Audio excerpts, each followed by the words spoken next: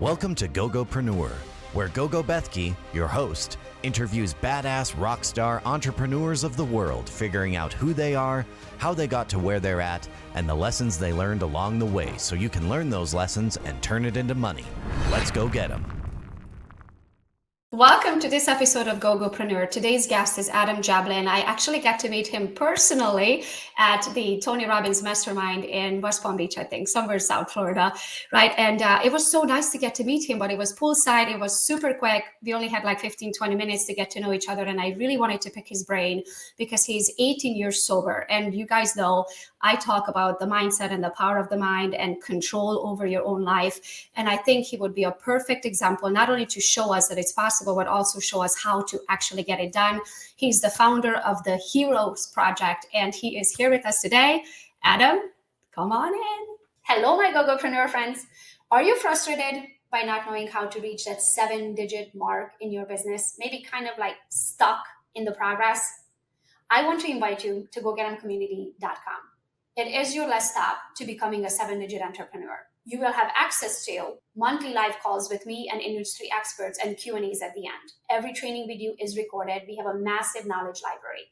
You will have access to my team. Tuesdays for Tech Tuesdays and Wednesdays, you have direct access to my VAs. Ask them absolutely anything, how we have built everything in all of my businesses. You will have access to a private Facebook group and a private Facebook chat. And that's where I communicate directly with all of our members. That's where I share my thoughts, my ideas, a new app, books that I'm reading, videos that I'm watching, anything I'm feeding to my brain, any systems that I'm implementing into my business. That is your direct access to me, your direct access to each other and like-minded entrepreneurs in the industry. Join us today to transform your business. Go to GoGetEmCommunity.com. Happy to be here. Thank you so much for accepting the invitation. I don't even know where to start. So let's start with like the basics, because I'm just assuming, and correct me if I'm wrong, that maybe something somewhere happened in your childhood that, why did you get to become an addict? I guess let's start there.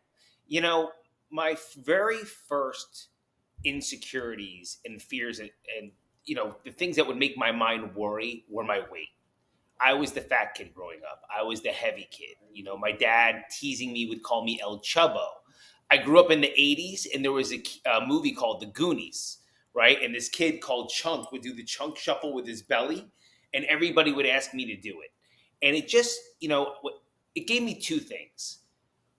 One thing it did do for me that was positive was it gave me a very outgoing, charismatic personality, because I wanted to read you. I wanted to read the room because I want you to laugh with me and not laugh at me. You know what I mean? That was huge. The other thing it did for me that was, you know, truly a blessing was it gave me like a desire to want to change. It gave me a discipline that I wanted to change. But that was my very first memory of just not feeling good about myself, feeling insecure about myself. I was a softer, sweeter kid, right? So that made me feel feminine, which was funny. And so I had all these emotions wrapped up into one. When we moved from New Jersey to South Florida, you could be by the pool every day. You could be by the beach every day. I would wear a shirt. It would suck to my fat. It was just, I was sweating all the time because I was going through puberty. I just hated the way I looked. And I'm gonna stop you there just for a second, just Sure. because most of our listeners for the podcast are audio, right? So they don't actually see what you look like today. So let me tell you, I did meet you poolside. Granted, you had clothes on, but I didn't see an ounce of fat on that body. So I'm assuming that you are a very lean machine with an 8-pack, not a 6-pack. And correct me if I'm wrong. So maybe describe yourself today, what you look like, so people who are listening can imagine your physique. Sure. Well, I'll try to do it with some humility, right? I try to keep myself very lean, very sculpted, very symmetrical. My ideal physique to really look the part. But one of the reasons I do it, believe it or not, it's not just for my self-confidence. When I'm speaking to an audience or I'm coaching groups of people, I like to take the layers of the mask off. I want to show them that this is a representation. I'm actually showing them something, but deep down inside, I have a lot of vulnerabilities and a lot of pain, and a lot of insecurities. So I know what they're seeing. But let me start tearing the mask off and get naked so you can see why I built this, how I got this. But yeah, So Adam today is built by Adam. Adam is built by Adam. Adam is built by Adam. So what changed then? So at what age did you move to Florida? So I moved to Florida around 11, 12 years old, right Okay. around there. And at what age did you decide to take control because you didn't like the way people reacted to your being at the time? 12 or 13. And then in 4 short years, right, I went from being the fattest kid in the class to the best built kid in the class. I went from guys asking me like, hey man, how many Oreos did you eat last night? To, yo man, how much can you bench press? And the girls, they like, you know, everything changed on the outside. Everything changed but me. I was still inside that insecure fat kid, laugh with me, don't laugh at me, sweet, empathetic, guy. But now I had these muscles and I had the looks and I was coordinated and I was able to play sports and hang out with the older kids. And there was just something cool about older kids back then. They had more freedom. They could do more things. They started getting cars earlier. And I'll never forget one night after practice, they started passing the booze and passing a joint, and I'll just never forget it. I'll never forget that first time I took a sip and it fixed something inside of me I did not know was broken. It fixed it, right? And all of a sudden it was like I remember looking at my body being like, oh, like I was completely disassociated. Right. And it made me feel confident. It made me feel secure. It made me feel proud. I was like, yo, here's the man. The man is here. And I chased that feeling with everything I had. I was the first kid in high school with a fake driver's license. It was terrible, but it worked.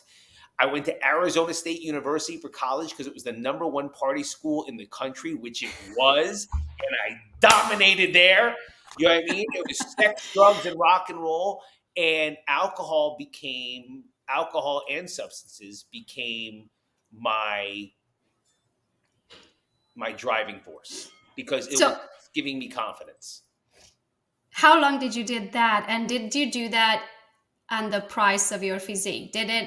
Were you able to keep the six-pack while you were an alcoholic, or did that change?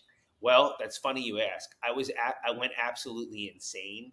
So to keep up this facade, to keep up this look, I would live on fat burners, bodybuilding supplements, steam every day to sweat the booze out, train twice a day. I was doing everything I can to make the outside look as polished, as professional as possible, so you couldn't see what I was doing to my insides.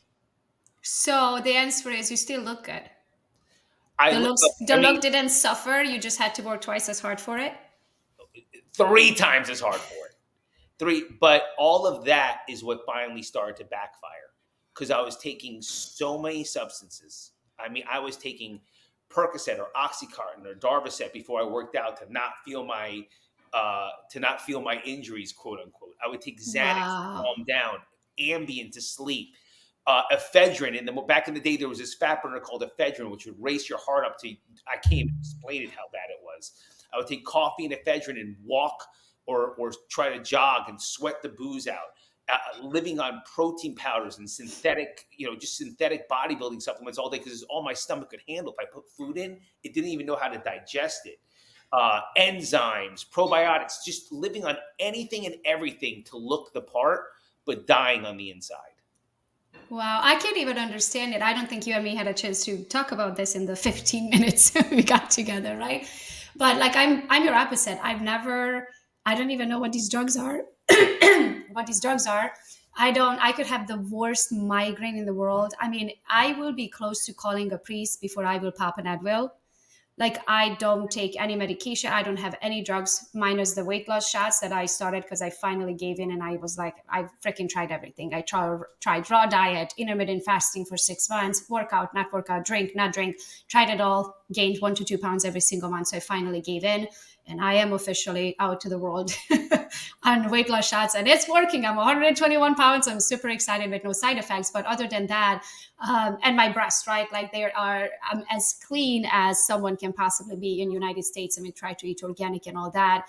But with that being said, like I don't even know what these drugs do. I don't know the side effects of them. I don't know what it does to your gut or your mind or anything else, right? So then how long can one do that, and what happened? Like what woke you up and why? Well, that's the sad part. And it's not that I want anybody to hear this and give themselves a green light, but the human body can endure amazing amount of toxins and punishment.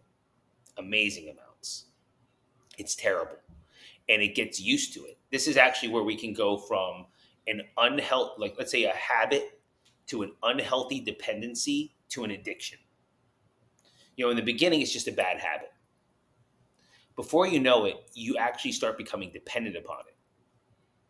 But then you cross this invisible line where it turns into an addiction, where not only does your body physically need it, but your mind just obsesses about it and craves it.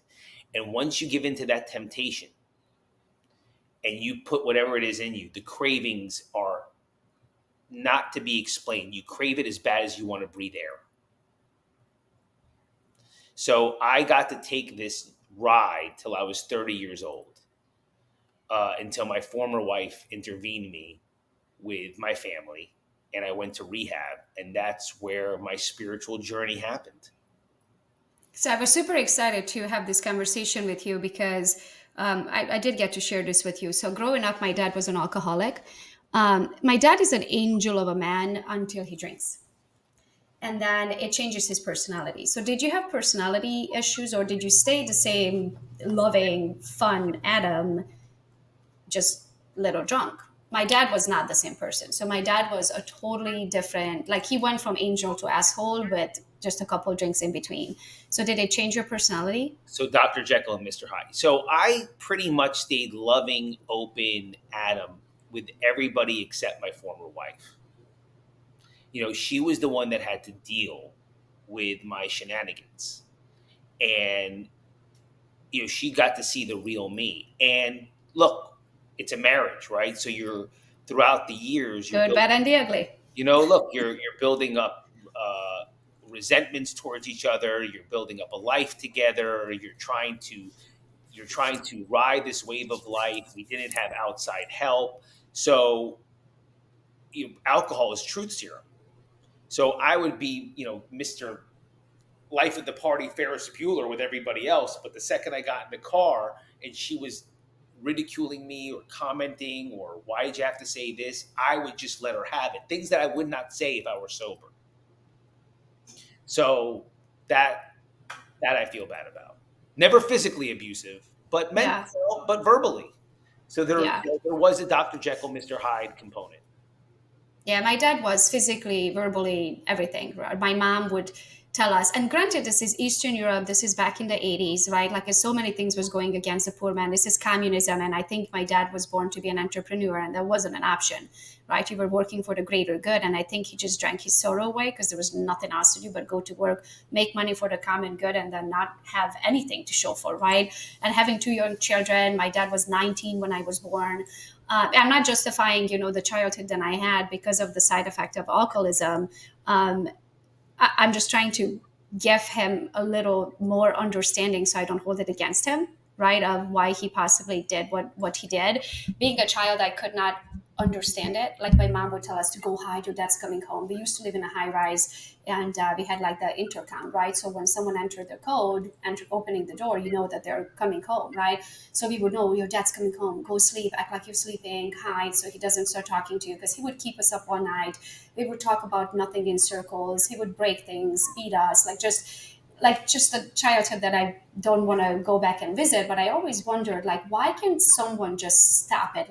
My dad would use the excuse, which to me seemed like an excuse that he doesn't remember, right? So when he finally sobered up, so my dad's routine was that he would drink. He does not know when to stop. So he will drink until he gets so sick that he would be on the couch for a week. right? Then he was like, I'm never going to touch alcohol again. So then he wouldn't drink for a while. Then he would start again. And it was like this human roller coaster, right? So when then he finally sobered up, we would ask him of like, hey, what is going on? Like, you remember you beat them, you beat us or whatever. And he always used the excuse, well, I don't remember. I didn't do that. I don't remember, right? And I don't know if he truly blacked out and he truly doesn't remember or didn't remember, or that he used that as a barrier in between the truth and having to face it, right? So why can't someone just be like, enough is enough? Like, why do you have to usually get to such a point where you burn relationships or things are falling apart? Or why is that? I also have one of his best friends who passed away from alcoholism, right? He just could not. His wife divorced him with 3 children, and a couple of weeks later they found him with nothing but alcohol in his stomach and ended up dying. Like, he could not kick it. Why is that? Because I have such a strong, I never smoked a cigarette in my life because my parents still smoke to this day and I hate it. I never lit one because I said I would never want to put that in my body, smell like they do that to my children. So why, to me, it has to be tied to willpower. Is it willpower or what is it? Why is it that some people can be addicts and some people are like, no, I'm never going to do that, and they never do it?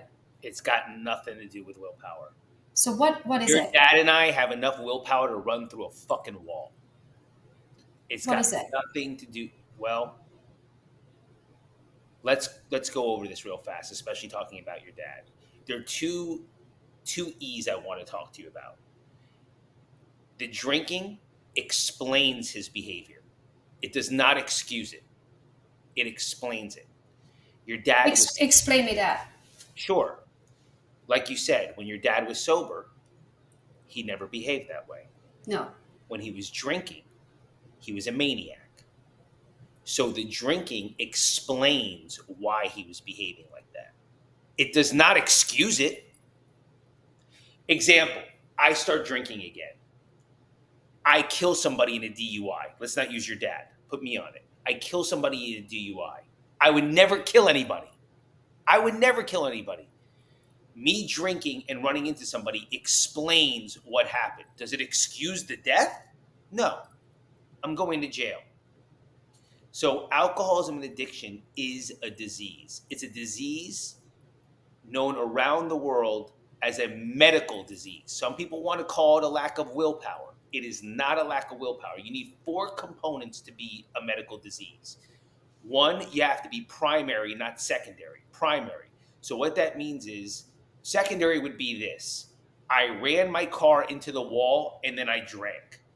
That's secondary. Primary is I drank and I ran my car into the wall. Right? Got it. Yeah. Primary. The second is you have to be chronic. Right? So you have to always be there. That's funny. The third is you have to be progressive. That means over time you get worse. The fourth is you have to be fatal. Like your dad's friend, it will kill you.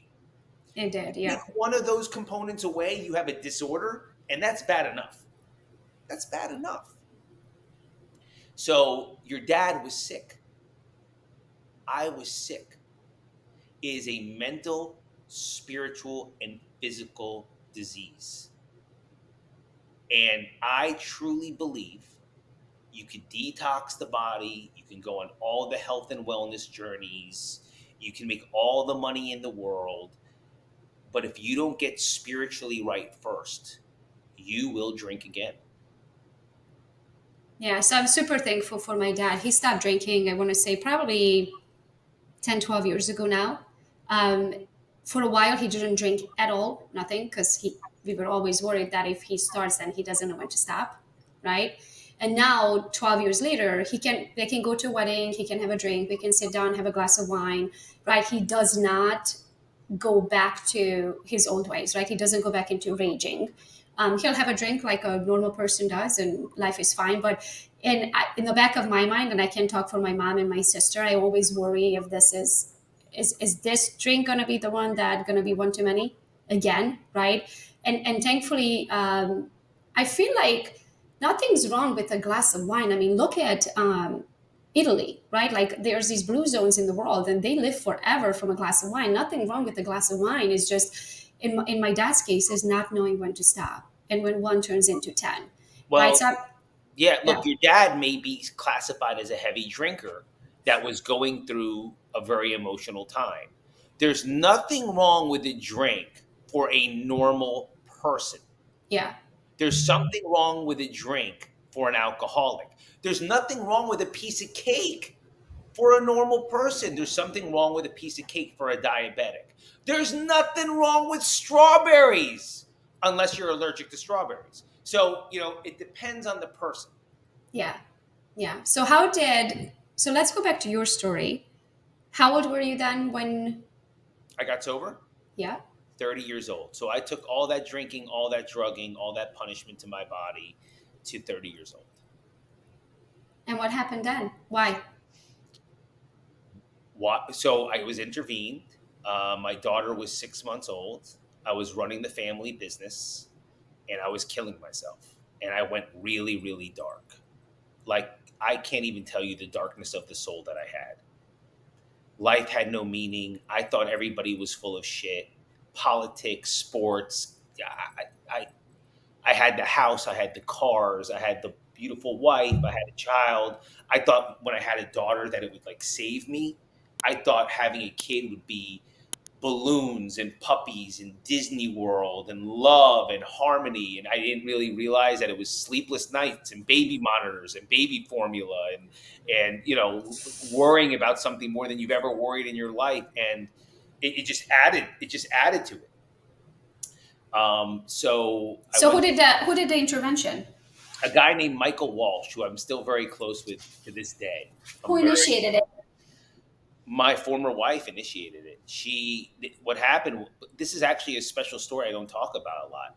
So I call this, I went into an alcoholic rage. Now, it wasn't physical, but I got so dark and so angry and so mean. I screamed at her one day. I just stopped talking to everybody. I just stopped.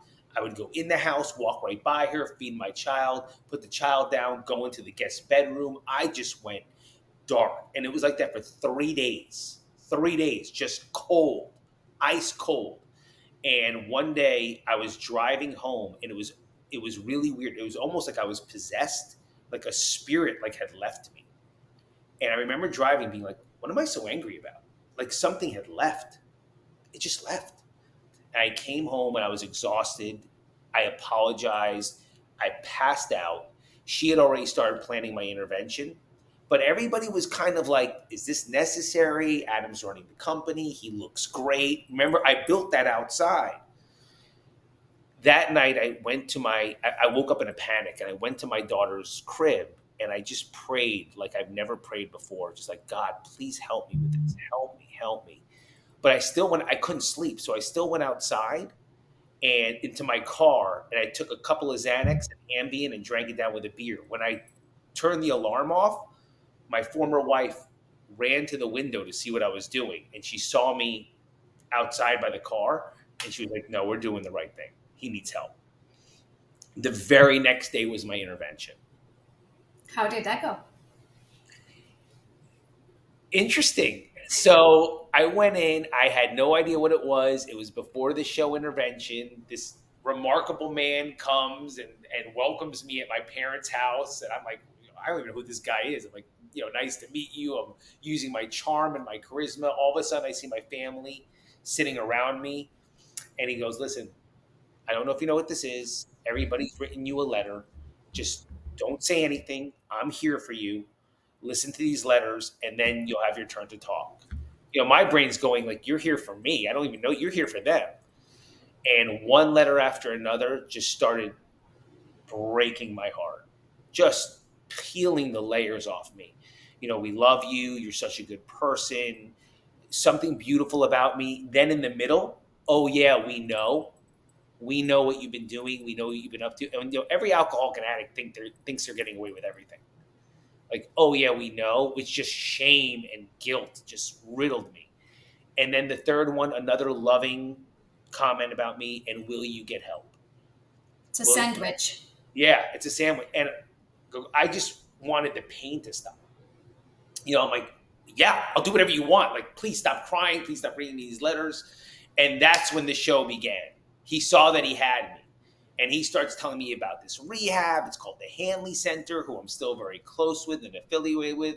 And I will do some consulting work for them. And he starts, and it's beautiful. And I see you're very fit. They have a fit menu, and 4 times around the lake is a mile. And you can, it's good. It's where I went. It's the best place in the world. And I'm listening to this guy. All of a sudden, he goes 28 days. And I was like, whoa, whoa, whoa, whoa, whoa, whoa. 28 days. 28 days. Who's going to be me for 28 days? Who's going to run the show for 28 days? That's like a month. You know what I mean? Who's going to do this? Who's going to do that? And it's a very humbling feeling when everybody in your life kind of tells you, we don't need you in your life. That you can be gone for 28 days and everything's going to be just fine. We're going to be just fine. Don't worry about us. Just go. And I couldn't do it. So he saw where my resistance was, and he goes, okay, what about 10 days? How about 10-day trial period to see if you have this thing? This is what he called it, this thing. And I'm like, yeah, 10 days I could do. 10 days I could say I'm with my daughter. I'm taking some time off work. Again, always worried about the external world. What are people going to say? Yeah, what are people going to say about Adam? What are they going to think I went? Adam, all that bullshit. And I'm like, 10 days I can do. And so my anniversary is coming up in July. So this is July 14th, 2006. It's hot in July in Florida, okay? It's muggy, it's humid, it's disgusting. So I'm thinking in my mind, you know what a really good time to do this would be? Like a really good time, like December, January, like when we met. Yeah. Right? It's gorgeous. It's it's palm trees. The weather is not humid. There's a breeze. That would be a great time. So I'm like, I'm ready to negotiate. So I'm like, when do you want to do this? And he says, right now.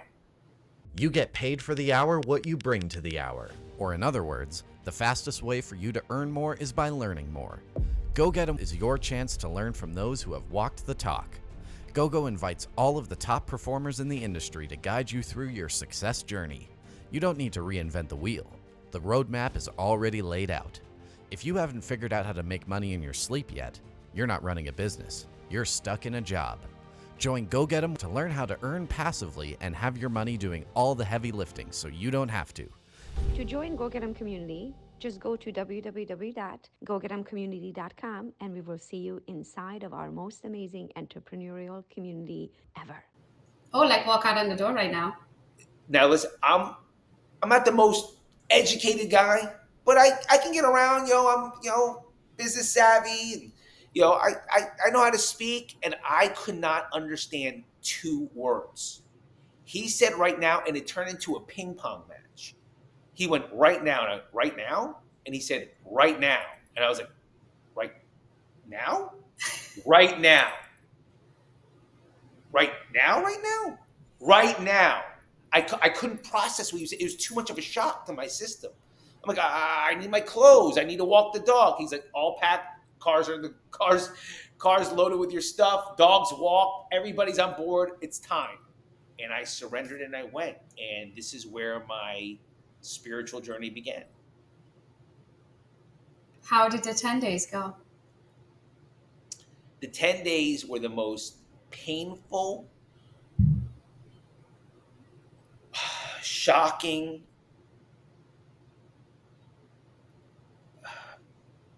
soul-searching time because I had so much fight to get out of there in 10 days. So I went in with the idea of, if I am the most dedicated, disciplined, compliant,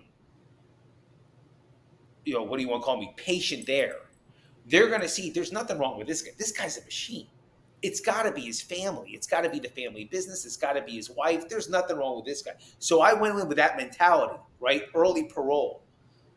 And I would make every meditation at 5 a.m. And I would make every group counseling meeting and every 12-step meeting and every one-on-one session. I was 5 minutes early everywhere.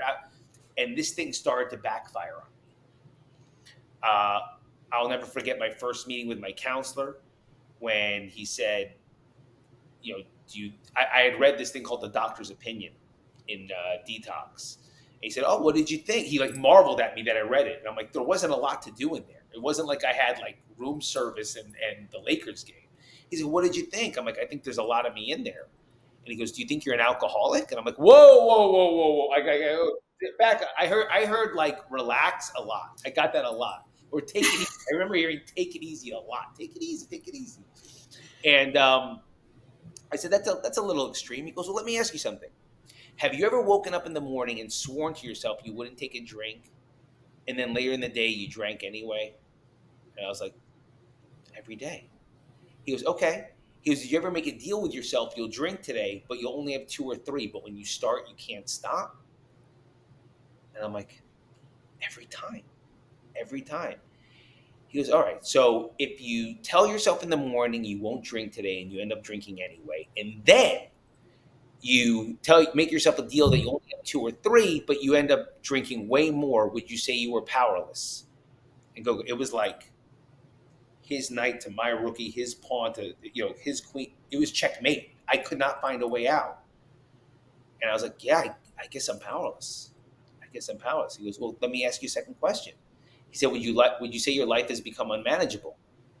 So I started taking stock of my life, right? I'm like folding my arms. I'm combing my goatee. I'm like, well, I just got the car. Just got this unbelievable order from Victoria's Secrets. Got the wife, got the kid. You know what I mean? Mortgage is paid. I'm like, and he's looking at me like I'm crazy, right? And all of a sudden he bangs on the table. And he's like, Adam, you're in rehab, right? And I'm like, oh my, right? All of a sudden I start realizing that there's crayons on the table, that I'm wearing slippers, you know what I mean? And I'm like, yeah, I guess my life is unmanageable. One day at a time during this 10-day period, these spiritual, human, loving lessons were cracking me open. But I had so much fight to prove that I was not one of them. And it was off. The first time I said I'm an alcoholic and an addict, this 600-pound gorilla jumped off my shoulders and I could breathe. I could breathe for the first time. It was like, oh, that's why I got a DUI in college. That's why I was the kid with the fake driver's license. That's why I ran over the mailbox. That's why I've written my wife 35 letters that I'll stop drinking. That's why I almost slipped down the steps, with my daughter. It was kind of like the movie The Sixth Sense. And in the ending, Bruce Willis realizes he's dead and the whole movie makes sense. My whole life made sense by admitting that. And then within a split second, my brain took over and said, now what? How do I watch football with my dad? How do I see my own friends in college? Like you were taking my baby away.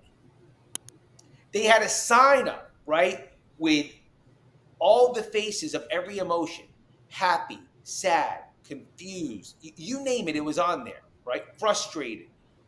It said, make the appropriate face with the appropriate emotion. Do you know I was always full of shit?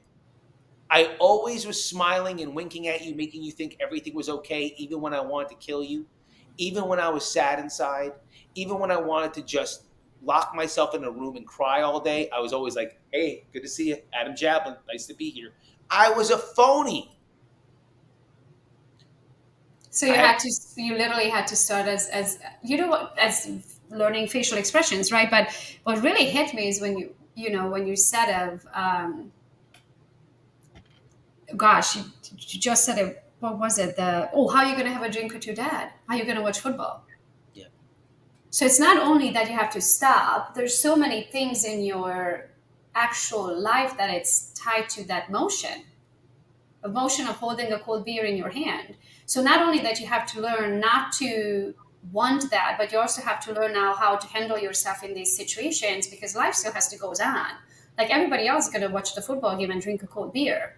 And if you don't, I guess you have two options: not go and hang with your friends and family and watch football, or live through the having to make that decision. Then I'm not going to be holding a cold beer. Well, in the very beginning, I had to stop all of those things. I had to stop and just totally focus on my recovery. Totally just focus on my recovery. I had my first encounter with God in those 10 days. So let's talk about that. But I also have a question. So tell me about God. And then I have a question of did you go cold turkey? Did you go from alcohols and drugs and the pills and all that to nothing the next day? Like nothing, everything? there was a 4-day medical detox that they had me on. So What is that like? They still giving you some stuff, just not all of it, or what is that like? yeah, no, they're not giving you any of the stuff. I forgot even the name of the pills they were giving me, but they're giving you something to wean off of it, and you're foggy, you're foggy, Okay. you're So it's sleepless. not like ask you, oh, what's your average drinks per day? And let's say it was 7, and you're like, okay, well, today you're gonna get 6, and tomorrow you're gonna get 5. Oh no. They're not weaning you off They're of not weaning you off. This is now they're going to make sure you're medically okay. They're taking your blood. They're monitoring you. But this is no. This is we're going to get you clean and sober. So did you end up hugging a trash can? Were they balls of like? Did you puke? Did you faint? Like, did you get sweaty? Like, what is that like? I got sweaty and I didn't sleep for 9 days. Oh wow. I barely slept. Okay. Barely slept. So I was constantly exhausted, but worth it. And then was that the last time you drank? Yeah. So you only took one rehab, because I also hear, people having to go back over and over again. So it only took you one rehab, 10 days, not 28. Right. Talking about that willpower, you got it done, right? You proved it to as you said, of nothing's wrong with you. Look, but there's a lot of me. There's a lot of people like me that they walk into their first 12-step meeting, or they'll go to their first rehab or whatever, and it something spiritually happens to them and it takes. There's a lot of people like me. And also there's a lot of people that sometimes you fall off the horse and you got to get back on, and it's not one size fits all. And that's with anything. That's with finances. That's with weight loss. That's with health. That sometimes you just got to figure out what's going to work for you, and it's divine timing. I call it the human roller coaster. It is the human roller coaster. I'm on a human roller coaster right now. We all have those certain things of like, well, I'm never going to do that again, right? And then you're like, oh, here we are. Let's never do it again tomorrow, right? Yeah. I think we all have our strengths and weaknesses, and we all riding our own human roller coaster, right? So how did you meet God? In those 10 days, you said you had a meeting. Yeah, it was my first real understanding. So, I can't wait to hear. Raised Jewish, mom's from Israel, always fascinated with Jesus, and fascinated by him. As a matter of fact, I thought he was, because we weren't allowed to believe he was the Messiah, but there's obviously some really good stuff he did, you know what I mean? And I go to the Wailing Wall, and there is his last steps, and I want to go see his last steps, and who was this guy, and what is he about? And just a fascination with him. But I'm with a Catholic priest. This is like day 4 or 5. And we sit down, most loving man in the world, Father Ron Bersha, he passed away. And first question he asks me is, Adam, do you believe in God? I know when a Catholic priest asks you if you want to believe in God, what the right thing to say is, right? I'm like, yeah, of course I believe it. Yeah, and law of attraction, woo, and I open doors for people, and I'm very sweet to old ladies. And he's like, okay, calm down. He goes, do me a favor. I go, sure. He goes, can you stick your arm out for me? So I stick my arm out, and all of a sudden he goes like this, and he puts his fingerprints on me. Right? He touches me. And he goes, do you see what I did there? And I'm like, and I'm explaining it for people that are just listening. And I'm like, Father, I don't see anything. I'm sorry. I have no idea what you're talking about. He goes, oh, wait. And he does it again. He goes, do you see what I did there? Now I'm starting to feel really awkward. So I start using humor, right? So I'm like, Father, I'm Jewish. Maybe there's a disconnect between you and I. I don't really get it. He's like, one second. And he does it again. Right? And he goes, do you see what I did that time? And now I'm really like weirded out. I'm like, Father, I heard about you guys and little boys, okay? And he starts laughing, and he turns the lights off, and he takes a UV light out. And there are all of his fingerprints glowing in purple in this dark room, right? All of his fingerprints. And he goes, Adam, do you think that there's been a power all around you that I can get emotional, that you can't see, taste, touch, none of the 5 basic senses, that's been guiding you, protecting you, loving you, and brought you here to me today? And I'm staring at these fingerprints. I'm staring at these invisible forces. And I'm like, Father, I can believe. He turns the lights back on. They disappear. I'm like, oh, do it again, do it again. I thought it was like a magic trick, right? He does it again for me. And it was the first time that this Catholic priest took this Jew from Jersey and downloaded him into the Matrix. I finally could understand or have a concept of God that I could begin to work a relationship with. By that. How did you see fingerprints? How did you see? He Did had a he? So listen, right now, if the cops came in, right, and we remove you from your podcast studio, we could see all of your fingerprint. Your DNA is everywhere. I thought that was only like blood and stuff that we see. We actually see like our own touch. Yeah. I'll send you a video on it. It's fascinating. It's actually a great exercise to do with people that you don't have to actually use the word God, but you can use higher power. You can use vibration. You can start explaining how. Oh, I truly believe in God, and there's not a moment that I wouldn't use the word God. Yeah, me too. Me If too. somebody doesn't want to hear it, that's their prerogative. But I have a God. I have a God too. Yes. I did not create myself. I believe that. I have a creator. Yes, I have a And creator. so, sometimes when I'm talking to people that I don't want to label them, but let's say a little more new age or a little more, I don't even know what the word is, spiritual. Yeah. I will say, I believe my God created the universe you always talk about. My God created the universe. Exactly. So I say both. I don't know how I separate the two. I think when I talk about or think about the power of the mind and attracting things and the laws of the universe and all that, I call it the universe because I don't know why I don't say the laws of God.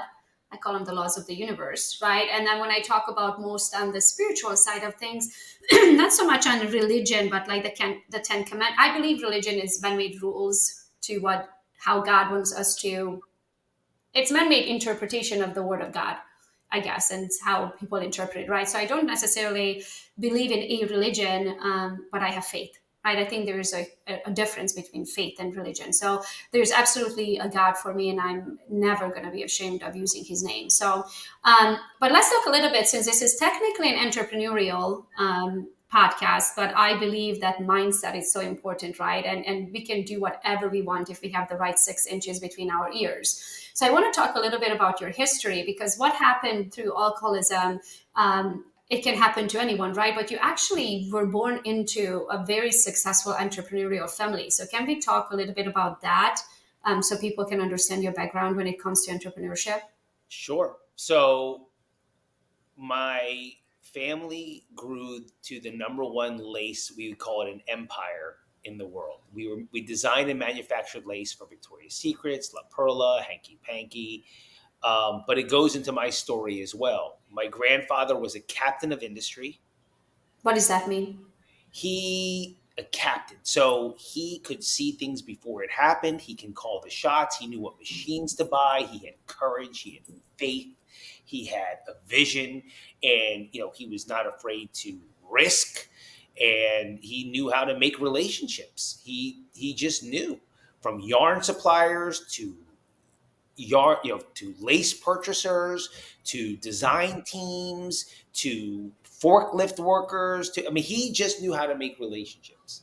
So your grandpa is the one who started the company? Well, my grandfather started it. There's a little story in between where we moved from New Jersey to Florida, and then my dad opened the second company. So the second company was my father's. My grandfather had the blueprint, let's say, and the playbook, and helped in the beginning, but it was my father's. And then my father took it to a whole other level. So I usually try to explain to people, my grandfather was, if you know sports, Joe Montana. Amazing. You don't know sports? Okay. One of the best quarterbacks. He was considered the greatest quarterback of all time until this guy named Tom Brady came. Okay, I heard his name. Yeah. Okay. My dad was Tom Brady. Got it. And I had these two big fucking shadows to live up to. Do you think that had to do with alcoholism? Oh, yeah. Trying to fill those big shoes, not knowing if you have it, what it takes. not knowing if I had what it takes, never feeling like I measured up, never feeling like I could live up to these monsters. They were assassins. They led business with force, but they led business in a different way than me. When I got clean and sober, just for anyone listening, maybe the audience still doesn't know sports analogies, but I realized I wasn't a quarterback. I wasn't even in the Football. NFL. Yeah, I was Coach Phil Jackson from basketball, right? I was a coach. I knew. So it's not, you can't necessarily say that it's in your genes. Leadership was in my genes. Leadership. I knew how to run a team. I knew when to keep my players on the floor. I knew when to call them out. I knew how to build harmony. I knew every single employee's name, child. So I'll give you an example. I can send you the picture one day. But one day, my dad lives in Aspen. He would come back and check on the company 4 times a year. And it was my birthday. So he flew in for my birthday. And I come to work. He comes to work. He was before me. I had to drop my kids off. And he comes to work, and every single one of our employees are in a Superman shirt with an M on it, because the name of the company was Metrotech, with "We love you, Adam." My dad ran the company with an iron fist. So he comes in, he's like, "What the hell is this?" He sees 180 people all dressed like that. He's like, "What is this?" He goes, "It's your son's birthday. We're going to surprise him." He goes, "You're going to surprise my son?" Right? They're like, "Yeah, he's our leader. We love him. He's our leader." He's like, "Who bought these shirts?" He's like, "We did. We bought them. We love Adam." And my dad, he was thinking cost to the business. How much did this cost to me? Yeah. He wrote a check to them. He started to cry. He never really got to understand that you could lead in a different way until that moment. That's amazing. So was it always assumed by your family that you're going to take a part of the company? Was it always assumed that you're going to not only just take part, but you're going to run it? Yeah, that's part of the drinking too. At 13, my dad got a really substantial offer for the company, for back then especially. And he calls me into his bedroom. And look, look. Please understand why I tell you this story is from a 13-year-old's perspective, and they were just trying to figure out what to do. Like, so it's not like, it depends how you look at the story. But they called me in, and I'm like, "What's up?" And they're like, "Dad got a really big offer on the company." And I'm thinking, hell yeah, we're going to football games, we'll do this, we'll hang out, blah, blah. And they go, "Unless you want it." I knew what the right answer is. I knew what the right answer was right then and there. I knew right then and there. I think this is when people say, "No pressure." Yeah. And I saw what was happening in my life. In Jersey, we had a station wagon and a Buick, right? Now there's a Lexus and a Mercedes. I remember going to Foot Locker as a kid and looking at the Michael Jordan sneakers, being like, "Oh, we can't, don't even look at this." My mom, "You want them?" Like, really? Like, I thought it was a test almost. So things had changed. And yeah, it started looking like a really good life. I knew what the right answer was. So it was always known. And I started feeling this idea, this concept that if I did anything else, I'd be cheating on my family. I'd be abandoning them. I would be the scapegoat. I would be the dark horse, and my family was like the mafia. This is how we live, and this is what we do, and this is who we are. And I just didn't have the courage or the balls to say, this is not what I want to do with my life. So drawing a conclusion from the story, I'm assuming your dad did not sell the business, and here was the pressure for the rest of your life to having to live up to, my dad didn't sell because I am supposed to be taking this over and running it, and not running it into the ground. Yeah, that's exactly right. Oh, that's pressure. I totally understand. So what are your days looking like today? And now we have to go into the Hero Project. Gosh, we have to get there. We could attach it all together. So we sold the family business in 2020. And you did? Yeah. Okay, so was that are your parents still alive? My parents are alive and well, living in Aspen, enjoying the fruits of their labor. Oh, that's awesome. So it wasn't Yeah, a you decision, it was a family decision, I'm it assuming was a too. it was a family decision. It was a weird phone call. Listen, the industry was starting to tank, and we were people like this. How can we Yeah. make it? How can we work? Yeah, that's how we have 180 mouths to feed, maybe 200. Like, how can we make it work? These big conglomerates, Victoria's Secrets, La Perla. This is good for an entrepreneurial show to think forward. Yeah. But these could not see Amazon coming. I was saying, like, listen, Amazon is coming. They couldn't understand the brick and mortar, the inventories. And they're like, no, a woman's always going to want to go into the store, always going to want to feel a bra, always going to want to feel a panty. Until return is free. Yeah, I'm like, you got to see the way my wife shops. You're wrong. No, they're like, we're not Zappos. Well, you can look at Victoria's Secret stock now today. I mean, so they couldn't see the future coming. Plus, the Me Too movement hit, so high fashion started spiraling down, and we were in competition with China, India, just low labor and low costs. And we get a phone call one day. Are you interested in selling your business in your building? And we're like, no, no. And they say the number to me. And I was like, huh. Oh, okay. Let's Yeah. visit the idea. We start visiting the idea, and it was our ticket out. But I got every single one of our employees a job after. Oh, that's awesome. Yeah, so this entrepreneurial journey for me, I actually don't think it really began until 2020. For me, I believe I was a third string quarterback with a lot of pressure on me to run the plays as good as the other guy, be as good as the other person, be if not better in certain areas. But I'm actually experiencing the entrepreneurial journey right now for the first time. I got to tell you, it is not for the weak. This has tested me like no other. Well, let's talk about that super quick. So you sold the business in 2020, then what happened? So I remember going to my mentor, Dion. We have a book coming out. I was like, dude, what do I do now? Like, what do I do? He's like, what are you talking about? He's like, you're going to be Adam Jablin. You're going to influence people's thoughts to a higher reality. So I jump into this coaching industry, which I didn't know at the time everybody and their mother was in. And Gogo, somehow, some way, through charisma, through doing work the right way, through caring about other people, it hit. It took off. It became something, And I have a lot of strikeouts now. I have some home runs.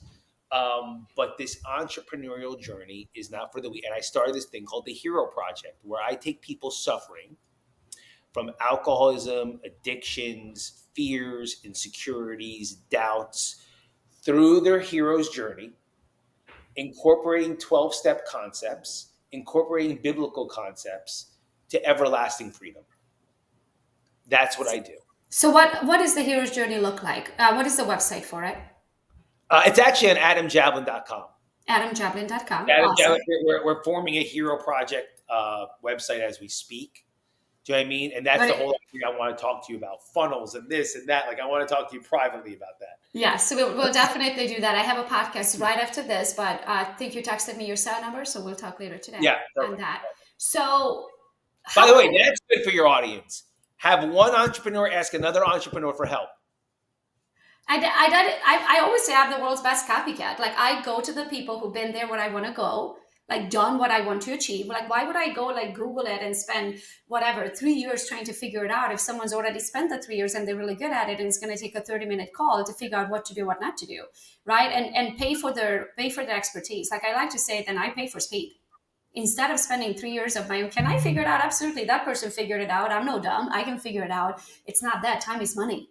I'd rather spend the time with my family than invest 3 more years of my life, right, to figure something out. I'd rather go to the person who already spent the 3 years and just give me what do they call the bullet points, right? The do's and the don'ts. Yeah, exactly. I can't wait to talk to you about that. So if someone's interested, when someone's interested about the Hero Project, they go to yourname.com, which is Adam Jablin. So it's ADAM, Jablin is JABLIN.com, and they can find more information. But describe it super quick what it's like. The coaching? Yeah. So we have group coaching or we have one-on-one. The one-on-one is more elite. And it is intentional connection, really intentional connection, where week by week, we're going to go through a process of breaking down the old stories, removing roadblocks, starting at causes and conditions, destroying denial, right? Finding a common language. You have to find a common language with your clients. Give you an example. I brought up Joe Montana and Tom Brady. You had no idea who the fuck I was talking about. So, and that, if you were my client, that would not be who I would use, right? I would find something from Hungry, or I would find your famous designer. I would find who inspires you. And that's in the causes and conditions. I would find what inspires the Tony Robbins of the world, right? Because we have that in common. Right. But this is how much right? I would use Tony. I would use language that you can understand. So let me tell you, this is me showing the world how much I don't know about sports. So we moved to Tampa Bay, right? And we go to a baseball game. And so we moved to Tampa Bay and I see all of these people wearing all of these TV hats, right? Like TV. And I thought this whole time that's a Tom Brady brand. So I thought it was. So we are at a baseball game, right? In Tampa. And I look at Dwayne and I'm like, okay, so mind you, I'm Eastern European. There's no football. Like, I'm going to use all the excuses in the world of why I don't know anything about baseball and football, American football. And so we're sitting in the baseball game and I look at Dwayne, my husband, and I'm like, I am so confused. Dwayne's like, why? What's going on? I'm like, why would all these people wear Tom Brady, who's in football, Tom Brady hats at a baseball game? And Dwayne goes, what are you talking about? And I'm like, look at all the TV hats. We're at a baseball game. Tom Brady's in football. Why are they in TV hats? And he goes, honey, he goes, that's Tampa Bay. It has nothing to do with Tom Brady. So that's how much I don't know about football. So if you try to connect to me about sports, just as you said, I don't know anything about it. I'm not in that world. I wasn't raised up with it. I don't spend much time. I love a good old Super Bowl game because we get together and there's good food and you get to hang with friends and family, but it's not the sport itself that. So imagine you came to me for help. Yeah. If I don't create a common language, we're not going to be able to be together. I won't be able to understand right? So the nail that you're trying to nail in. I actually think that's a very good thing for everybody in the coaching industry to hear. I know I've met a lot of coaches that try to pump their theories and their language into other people, and that's why there's a disconnect. I don't do that. I need to find out what's going on with my audience, what's going on with my groups, what's going on with my one-on-ones to really, really I need to understand their language. They don't need to understand mine. Yeah. And we go through even personal development things. Your primary question, your leading force. So I bring all of these concepts into one in a 3-month journey. I wish it could be shorter. I wish it could be faster. I wish it was a pill and a Staples easy button. Right. That would be fantastic, but it just doesn't work like that. Yeah. But my job is to create lasting freedom. Yeah. I love when people ask me all the time of like, I've been going on these podcasts and stuff of like, hey, like explain agent attraction in like 10 minutes. And I'm like, okay, well, if it was as simple as explaining it in 10 minutes, then everybody would be a top agent attractor and would have thousands and thousands of agents in the downline and organization. It's a full-time job, right? So same with self-development. I think you can maybe lay the foundation and give them some good new habits in 3 months. But I feel like it's a lifelong journey if you want to keep it up. And just like building a muscle for those 3 months, you have to continue building it or it's going to disappear. You're not going to be able to lift the weights if you don't continuously lift it, right? But we are getting to the end of the hour. I still have so many questions for you, but let's start super duper quick. What is the name of the book that you mentioned? That you're writing? So I have 2 books. So I have one that's out there. This is my memoir. This is called Lotsaholic, From a Sick to Sober Superman. Went New York Times bestseller. I'm really proud of it. This is where you can read about me getting sober. And this one, this is not what the cover will look like. This is my mentor now. This is Dion, the rock and roll philosopher. Him passing on all of his knowledge to me, our conversations, our stories. We have Eric Clapton in here, Bruce Springsteen, Bob Dylan, Bishop Barron. Many, many people contributed to this book, and it just shows a legacy of who this man is and what he means to me. Oh, that's awesome. And we have it on the screen, guys, for the people who are watching. And then for everybody else who's listening, if you go to gogobethke.com, my name.com, or gogopreneur.com. There's a link to Amazon, and on my Amazon store, I have all of the books that I read and recommend, and Adam's book is going to be on there. The new one is called Dion, the Rock and Roll Philosopher. And is this one live yet, Adam, or is No, coming we out go soon? live October 29th. So this is really exciting. Today we have a talk with our publicist talking about some really cool podcasts to be on. You know what I mean? Like he's a legend, so he deserves that platform. That's awesome. And what is the best way for people to get a hold of you? You know, at Adam Jablin everywhere. You know, you can go to my Instagram. That's a great place to find me. I'm the one that always DMs back. You can go to my website. You can even reach out at info@Adam Jablin. You can write me an email. But I'm very accessible. Thank you. Thank you so much for being here today. And the idea with today's episode is to realize that we all come from so many different backgrounds. We all go through life the way we go through life, but there's a sunny day always. I was flying recently, realizing it was all cloudy. I was coming back from Canada, and it was a very gray and gloomy day, right? And we take off, and I was sitting by the window, which I usually don't. I sit aisle most of the time. And I was sitting by the window, and I look outside, and we just got over the clouds. So it's dark, dark, dark, dark, dark, dark. We got over the clouds, and it's a nice and sunny day. And I was like, oh my gosh, every day is a sunny day. We just can't see the sun from the clouds, right? So if there is something that's clouding your life, in your case on drugs and alcoholism and addiction, right, there is a sun on the other side of that cloud if you can just get through it, right? And so I wanted to have this conversation with you for selfish reasons too, for myself and trying to understand my dad better, and the childhood that I went through because of alcoholism, but also to understand what it actually takes and what was your journey like, and to help our audience who may potentially going through it right now, of breaking through that and getting to the other side of the cloud, because every day is a sunny day, right? And maybe people who are going through it now, not knowing that they're going through it now, maybe this is the episode that they needed to hear to maybe just make that move. And I'm assuming that you would be a great person for them to reach out to when they're ready to I make would that love move. it. I'm here for them. Know there's always hope. I hope I was able to shed light on your dad, especially the two E's. It explains it, but it doesn't excuse it, you know, and that he was sick and that it's not willpower. Your dad and I, like yourself, have enough willpower to run through a fucking wall. Yeah. It is not willpower. Yeah. And that's why I didn't drink my husband would tell you that I'm the lamest person you'll ever meet. I didn't drink in the first 10 years of our marriage. So I didn't drink at all in childhood and growing up and all that. And then I met him. He was not a drinker. I mean, he's not a drinker by any means, but like he would drink alcohol. I didn't drink alcohol, right? For like the first 10 years, because I was too worried that what if I have that gene?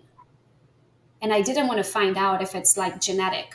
You know what I mean? I didn't want to find out if I'm like an asshole when I drink, excuse my French. Right, so I didn't drink for a very, very long time. And then eventually I eased myself into it. And now I enjoy a glass of wine and I enjoy a cocktail here and there. And thankfully, I don't have that portion that my dad has, that he didn't know when to stop. Right. I'm super thankful for not having that gene, if it's a gene. Well, thank you so much for being here, everyone. This is Adam Jablin. Thank you so much for listening to this episode of Gogopreneur. Adam, I will call you later today. Talk to you later. Thanks for joining Gogopreneur. Keep that go-getter spirit alive. Until next time, go get 'em.